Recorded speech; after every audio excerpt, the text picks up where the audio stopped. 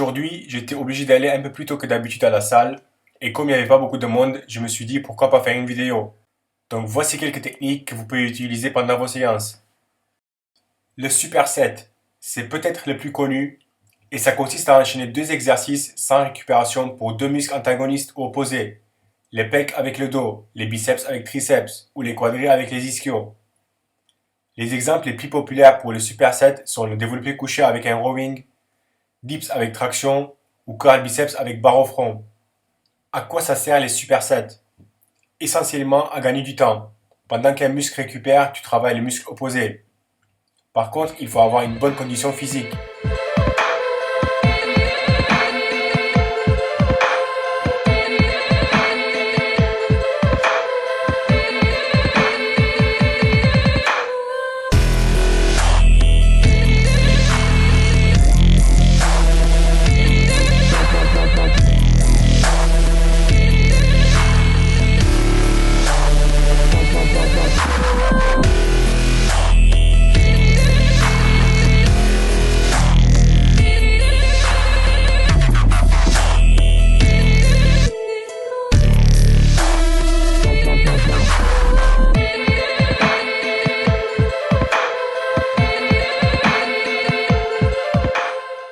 Les biceps, c'est presque la même chose que les supersets, mais cette fois, il faut enchaîner deux exercices qui sollicitent les mêmes groupes musculaires. Et ici, l'exemple le plus connu, c'est le développé couché avec les écartés haltères ou machines. Et en général, on enchaîne un exercice de base avec un exercice analytique.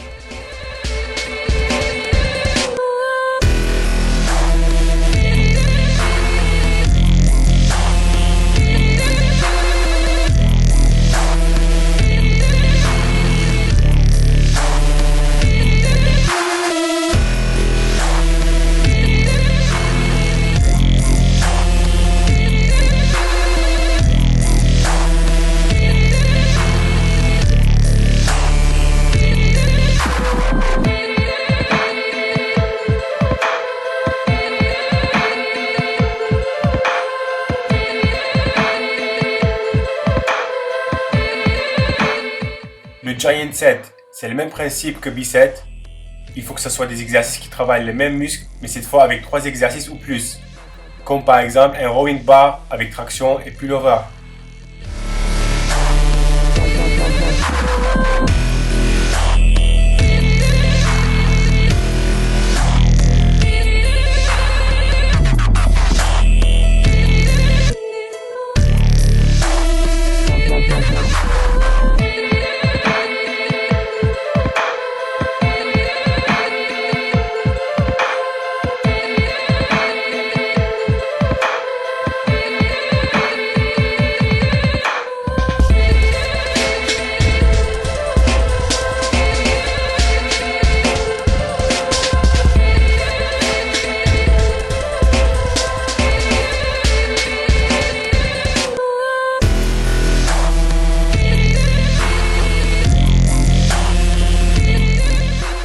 Le drop set ou série dégressive, c'est la technique la plus utilisée, mais ce que les gens ne savent pas, c'est qu'il y a plusieurs façons de faire un drop set.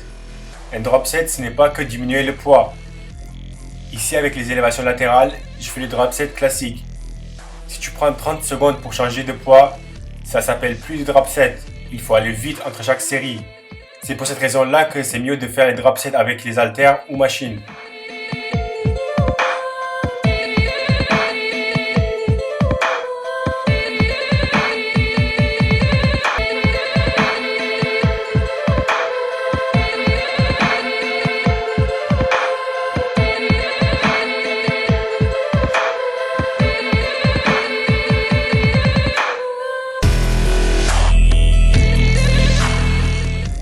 Voici une autre variation de drop set.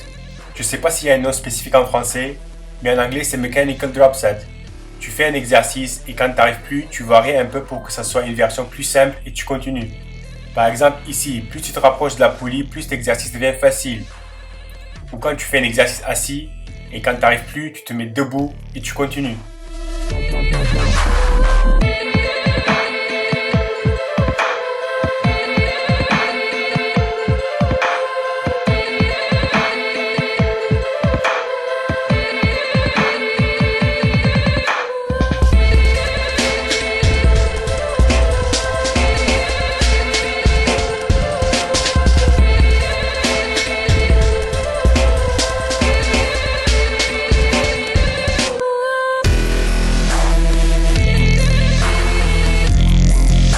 La troisième variation des drop sets, c'est de changer l'angle. Vous pouvez par exemple commencer avec le développé incliné à 60 degrés, puis passer à 45 degrés, puis finir avec le développé couché avec toujours le même poids.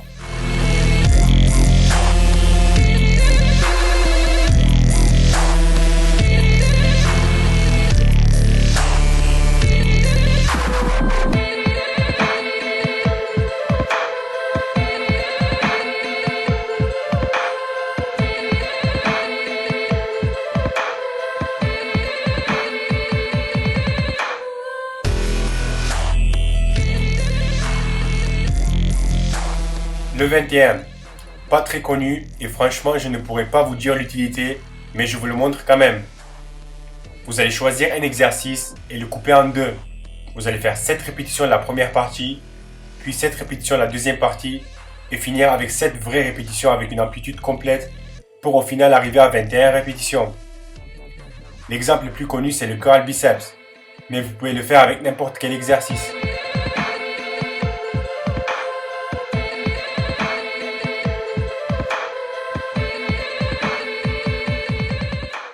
La dernière technique que je vais vous montrer, c'est le lourd léger.